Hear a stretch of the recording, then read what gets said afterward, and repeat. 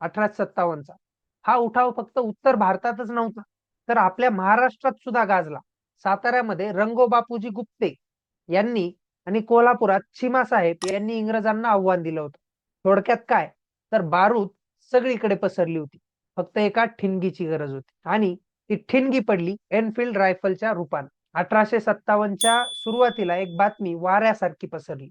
नवीन बंदुकीच्या काडतुसांना गायीची आणि डुकराची चरबी लावलेली आहे. ही काडतुस तोंडाने तोडावी लागायची. आता विचार करा, हिंदू सैनिकांसाठी गाय ही जी आहे ती पवित्र आहे आणि मुस्लिम सैनिकांसाठी डुक्कर हराम. म्हणजे धर्म काय झाला, थेट संकटात आला. बैरकपूर छावणी बंगालमध्ये मंगल पांडे नावाचा एक तरुण शिपाई होता.